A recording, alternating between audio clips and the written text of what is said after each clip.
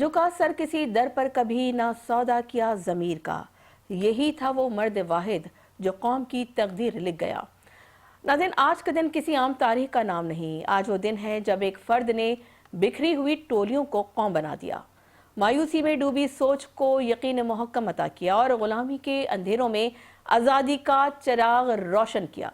कायद-ए-आज़म मोहम्मद अली जिन्ना, जिन्होंने इत्तेहाद, तंजीम और यकीन मुहक्कम को सिर्फ नारा नहीं बनाया बल्कि एक अमली जिद्दोजहद में डाला, सच्चाई, उसूल और दयानत को सियासत की बुनियाद बनाया और इसी बुनियाद पर बरे सगीर के मुसलमानों को एक अलग शनाख्त, एक अलग वतन पाकिस्तान दिया।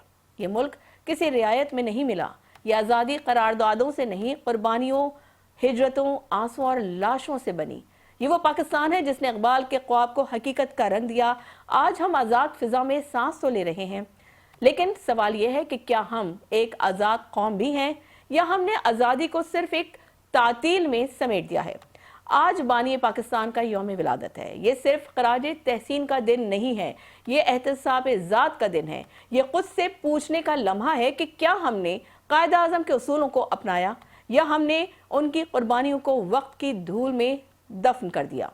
आज हम बात करेंगे कायद-ए-आज़म के पाकिस्तान की और उस पाकिस्तान की जो हमने बना लिया है, क्योंकि कौमें तब जिंदा रहती हैं जब वो अपने मोहसिनों के ख्वाब को जिंदा रखती हैं।